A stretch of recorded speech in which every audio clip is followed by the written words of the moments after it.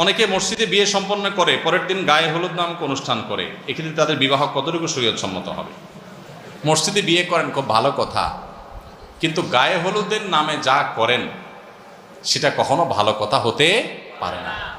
দেখুন, বিয়ে একটা ইবাদত, এই ইবাদত আল্লাহ এবং তার রাসূলের বাতানো, সেটা গুনাহে পর্যবসিত হবে, গুনাহে পরিণত হবে। এই জন্য সাবধান থাকা দরকার।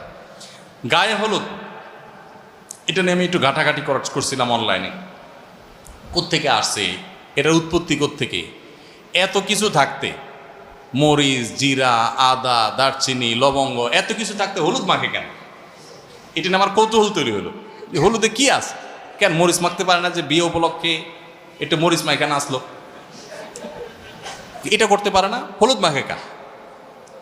তো এটা নিয়ে ঘাটাঘাটি করে আমি দেখলাম, আপনারা গুগল করে দেখতে পারেন, নেটে সার্চ দিয়ে দেখতে পারেন, যে এটা টোটালি আসছে হিন্দুয়ানি বিশ্বাস থেকে।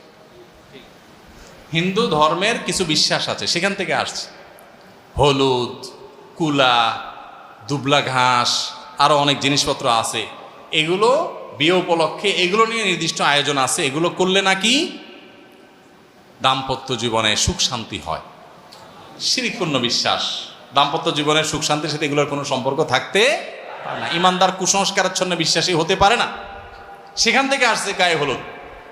এখন হলুদ তো হলুদ, হলুদের সাথে লাল, নীল, নাচ, গান, তারপর আপনার মিউজিক, হারাম রিলেশন, হারাম আয়োজন, নারী পুরুষের অবাধ মেলামেশা, হাজারো অন্যায়ের আপনার বিষয় থাকে। যুবক ভাইয়েরা, বিবাহ জীবনে একবার করবেন, অতএব এই বিয়েটাকে হারাম মুক্ত করার চেষ্টা করবেন ইনশাআল্লাহ।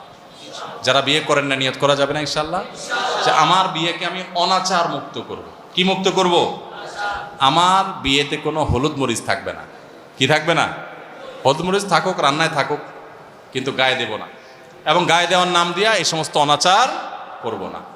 বিয়েকে কেন্দ্র করে হলুদ মরিচের চাইতে আরো বড় অনাচার যেটা হয়, সেটা হলো বিয়ে উপলক্ষে ঝাঁকানাকা গানের আয়োজন। এটা এত জঘন্য অসভ্যতা, এটাকে আমি রীতিমতো অসভ্যতা বলতে চাই। এটা এত ডেঞ্জারাস অসভ্যতা, পশুদের মধ্যেও এরকম নোংরা কাজ, এরকম ন্যাক্কারজনক কাজ কল্পনা করা যায়। আপনার বিয়ে করতেছেন, আপনার অনেক ফুর্তি, আপনি গায়ে হলুদ মরিচ মাখায় লাফালাফি করেন আপনার দরজা বন্ধ করে, কেউ নিষেধ করতেছে না, কিন্তু আপনার বিয়ে, আপনার সেই খুশিতে সারা বাড়িতে আপনি লাইট ফ্যাট করছেন, ওকে বুঝলাম, ছাদে ডেক সেট এনে, বড় বড় আপনার বক্স এনে ভাড়া করে, ব্যান্ড পার্টি ভাড়া করে এনে হাই ভলিউমে গানের আওয়াজে পুরো এলাকার মানুষকে অতিষ্ঠ করে ফেলতেছে। এটার